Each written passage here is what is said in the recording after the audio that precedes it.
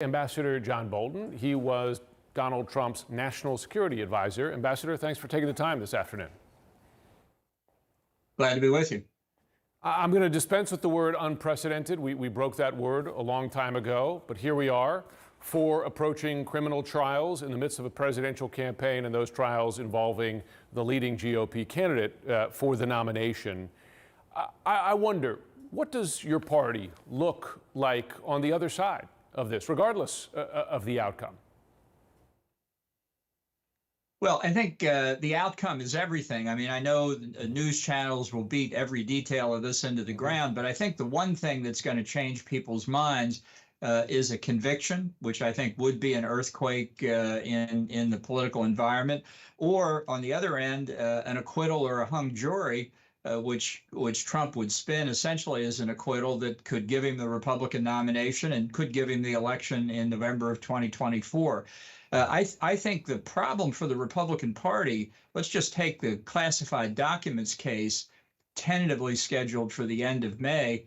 That's after most of the Republican primaries and caucuses. Yeah. So to make the point to Republican primary voters, you've got to say, think about the potential that if you vote for Donald Trump, by the time we come to our convention in August, he could be a convicted felon.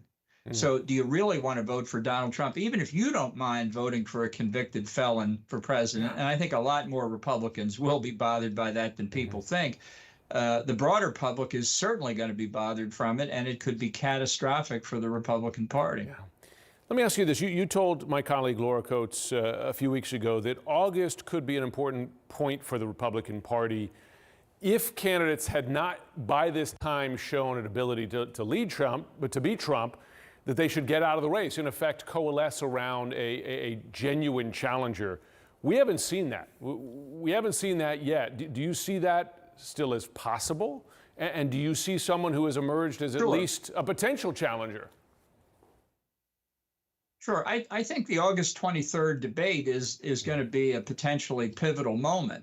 And I think, for example, Mayor Suarez of Miami, who is not qualified for the debate stage himself, has already said, if you don't qualify for that first debate, maybe you should get out. And I think a lot of people will be looking to see if anybody catches fire on the debate stage. And if they don't, I do think the pressure to winnow the field will be substantial. There are other candidates who could come in, Governor Youngkin of Virginia, Governor Kemp of Georgia.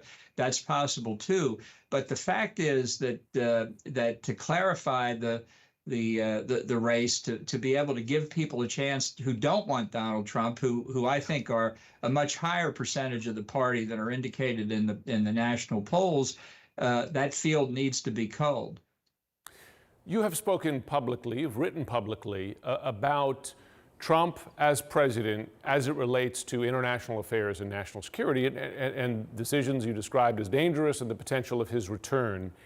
How does the world see the current environment here in the U.S. politically, with Trump still as the faraway favorite for the GOP nomination, 4 criminal trials, his possible return? What are allies and adversaries thinking as they watch this?